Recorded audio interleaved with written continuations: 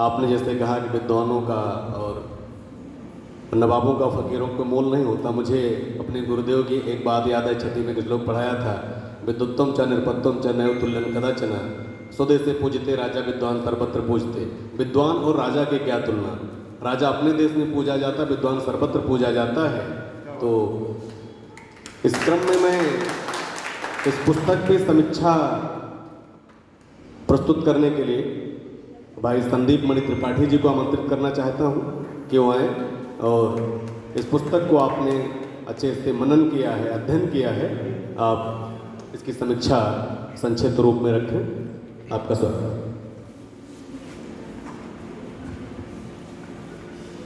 मंच पे आसीन सभी गणमान्य व्यक्तियों को नमस्कार। यहाँ उपस्थित सभागार में सभी सदस्यों को नमस्कार। मैं अभी इतना बड़ा नहीं हुआ हूँ कि किसी पुस्तक की समीक्षा कर सकूँ, लेकिन थोड़ा सा मैं कोशिश कर रहा हूँ। जितना मैंने पढ़ा है उस पढ़ने के रूप में मैं ये समीक्षा करना चाहता हूँ। जो आत्मिक संवाद है, आत्मिक का मतलब क्या होता है? वो अंतरात्मा, यानी जो साथ में बैठ के ये अंतरात्मा के साथ में जो लिखी जाए, ये जो संवाद है, ये संवाद हमारी और आप के जीवन पे ही आधारित संवाद है। यानी जो ये लिखा गई, ये पूरी लिखी गई कहानी है।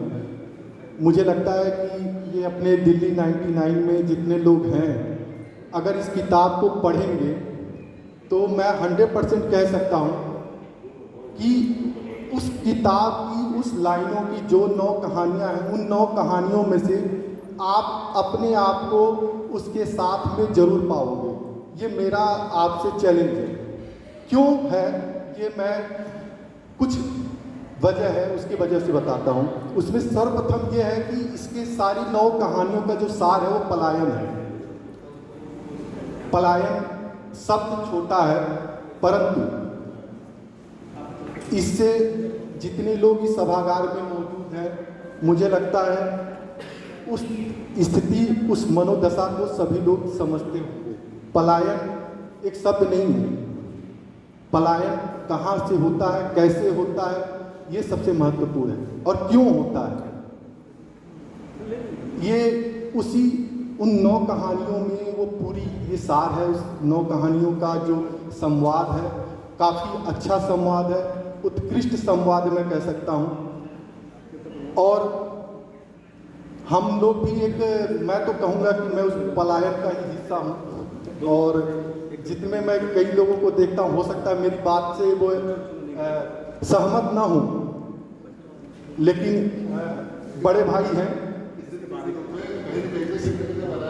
पलायन से वो हैं, तो मैं तो पलायन का हिस्सा हूँ। जिन्होंने किताब लिखा है वो भी पलायन के हिस्सा है, और इसी पलायन पे ही पूरी है।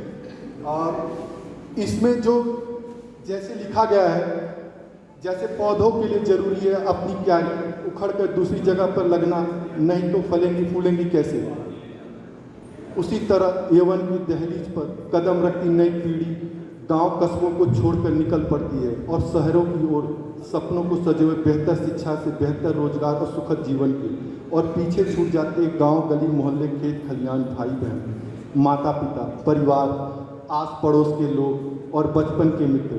कहने को तो सभी कहते हैं कि कुछ दिन की बात है, हम फिर वापस आएंगे।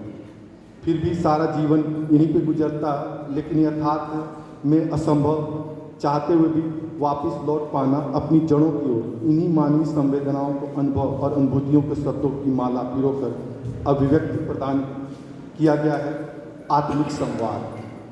जो आत्मिक संवाद के जो 9 हिस्से हैं, यानी 9 कहानियां हैं, उसमें पलायन, सर्वप्रथम पलायन है। दूसरा है जागृति।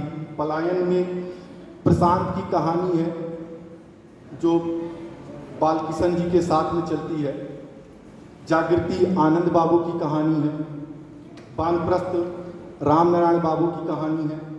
स्वप्निल सत्य, यथास्थिति, जीर्णोद्धार, नियत का दंश परिधार के पास। इसमें जो मुझे जो पसंद आया, जो मेरी इसमें से कह सकते हैं कि पहली कहानी है पलायन। दूसरी स्वप्निल सत्य, तीसरी जीर्णोद्धार, नियति का दंश और पर्दे के पार। इन सारी कहानियों का जो भी अंश है, उन सारी कहानियों में पलायन से संबंधित है और पलायन पे ही पूरी व्यवस्था है। ये जो बड़े भाई से बात करते हुए पता चला कि ये कहानी कैसे दिमाग में आया। आप सभी लोग के शायद वो 2020 की जो छाया होगी मिट गई होगी, लेकिन अगर वो देखे होंगे सड़कों पे जिस तरीके से थी, वो मार्मिक दृश्य था।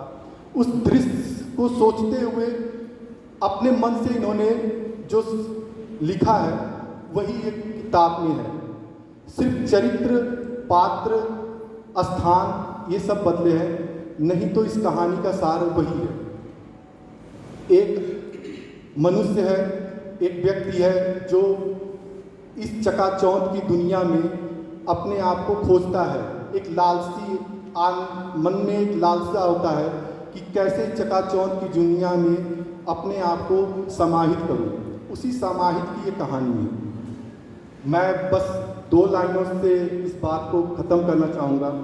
पुरखों की ज़मीन बेचकर शहर में ना जाया करो, ना जाने कब लौटना पड़े गांव के एक घर में बनाया करो। धन्यवाद। बहुत बहुत धन्यवाद संदीप भाई। और इस कार्यक्रम को आगे